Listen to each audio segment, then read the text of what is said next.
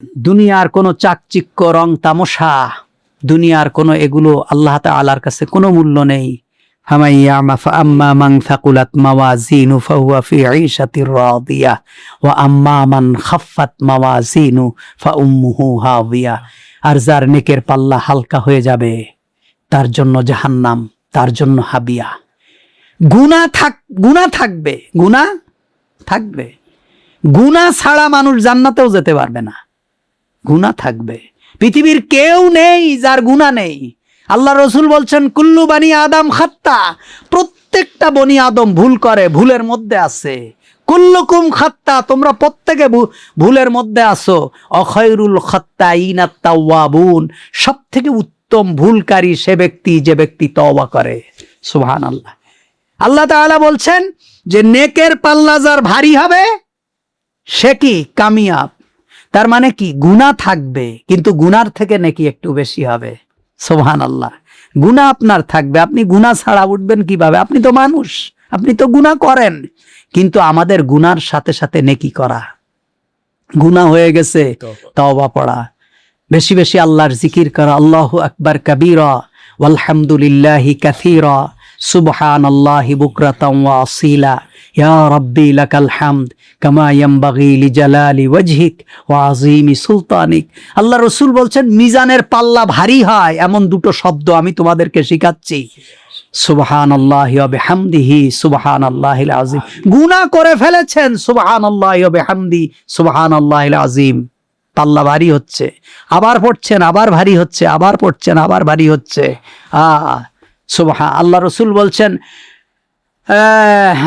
আল্লাহ রসুল বলছেন চারটা কালিমা আল্লাহর কাছে বেশি প্রিয়। আল্লাহ চারটা কালিমাকে বেশি ভালোবাসেন। আহাব্বু ইলাল্লাহি আরবাআ, চারটা কালিমাকে আল্লাহ বেশি ভালোবাসেন।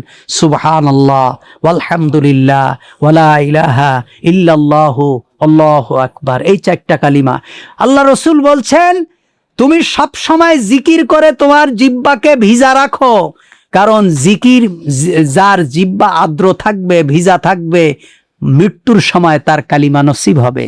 সুবহানাল্লাহ। সুতরাং জিকির আমাদের মুখে থাকতে হবে। আমাদের জিকির করতে গেলে ওযু করার দরকার নেই, মসজিদে যে বসে থাকার দরকার নেই। যখন যেখানে যে অবস্থায় থাকবো আমাদের জবানে জিকির থাকবে। সুবহানাল্লাহ আলহামদুলিল্লাহ ওয়ালা ইলাহা ইল্লাল্লাহু আল্লাহু আকবার। আল্লাহ তাআলা বলছেন ওয়াল ওয়াজনু ইয়াউমাইযিনিল হক, সেদিন ওজন করা হবে, ওজন করা হবে। আমরা তো মারামারি করি কে কয় রাকাত তারাবি পড়েছে, রাকাত নিয়ে মারামারি করি। সেদিন কোয়ান্টিটি হিসাব করা হবে না, কোয়ালিটি হিসাব করা হবে। একজনের 4 রাকাত নামাজ একজনের 4000 রাকাতের নামাজের থেকে উত্তম। একজনের 2 রাকাত নামাজ 2 লক্ষ রাকাত নামাজের থেকে উত্তম। এক ব্যক্তির 2 টাকা আল্লাহর রাস্তায় দান করা আরেকজনের 2 কোটি টাকা দান করা থেকে উত্তম। একজনের 200 পশু কুরবানি দেওয়া একজনের একটা পশু কুরবানি দেওয়া থেকেও তার থেকে উত্তম। কারণ কি, সেদিন তাকওয়ার উপরে তার আমলকে ওজন বাড়বে। মুখলেস তার খুলুসিয়াতের উপরে তার ওজন বাড়বে। আপনি তো 20 রাকাত পড়ছেন 10 মিনিটে, আর একজন 2 রাকাত পড়ছে 10 মিনিটে। আল্লাহর কাছে কোনটার মূল্য বেশি? কোয়ালিটি। আমরা দুনিয়াতে যেমন কোয়ালিটি যাচাই করি, ওয়াল ওয়াজনু ইয়াউমাইযিনিল হক, সেদিন আমলকে ওজন করা হবে।